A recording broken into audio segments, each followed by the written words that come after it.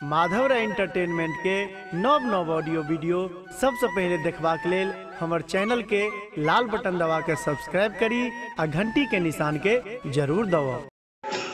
नमस्कार प्रणाम, हम छी अहाँ के माधव रे और आओ एकटा इस संकट के घड़ी में प्रभु श्री राम के माँ जानकी के गोहराबी। एहि गीत के रचना केने छथि भाई मैथिल प्रशांत।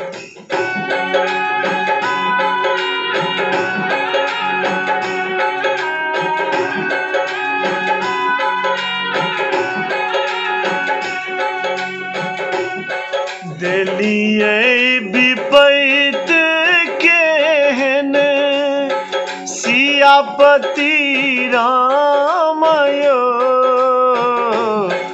देलिए विपैत केहन सियापति राम यो, दहो बहो कैन रहले, दहो बहो कैन रहले, सब संतान यो, दहो बहो कैन रहले, सब संतान यो, दहो बहो कैन रहले।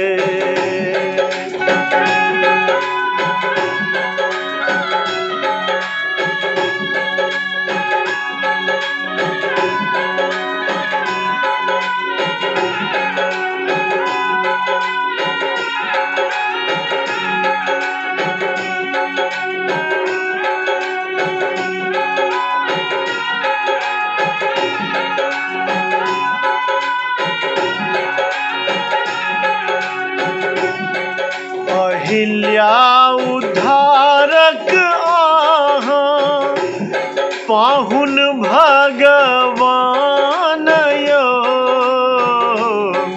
अहिल्या उद्धारक आहाँ पाहुन भगवान यो, अहि के गोहराबी हमहु, अहि के गोहराबी हमहु, जपै छी नाम यो, दहो बहो कैन रहले, सब संतान यो, दहो बहो कैन रहले।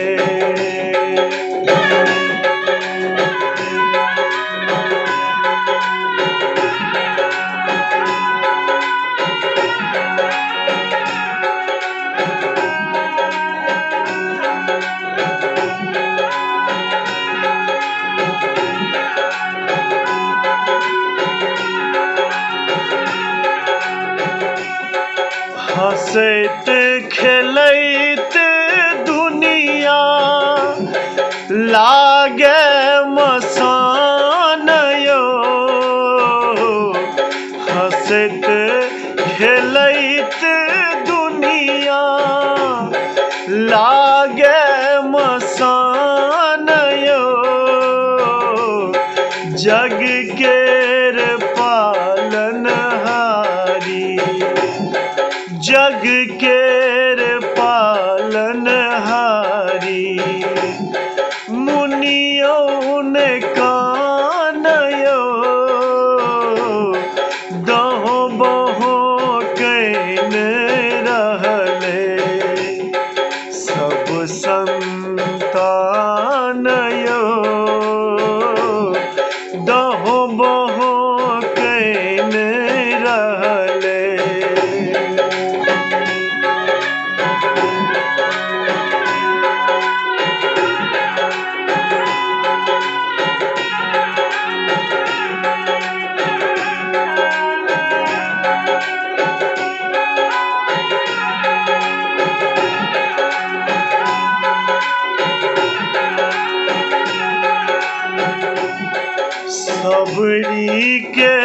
ऐठ बैर खा कर रखलो मानयो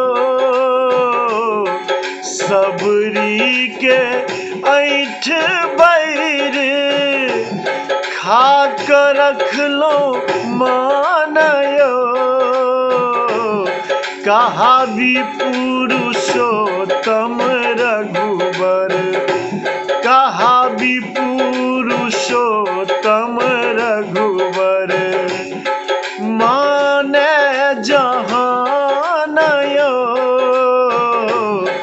दहो बहो कैने रहले सब संतानयो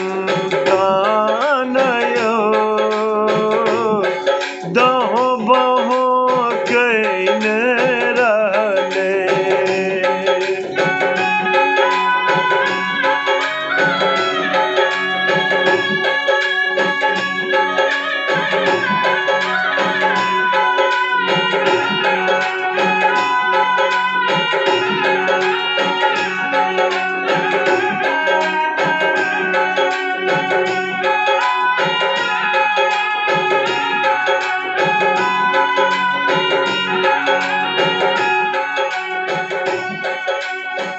हे प्रभु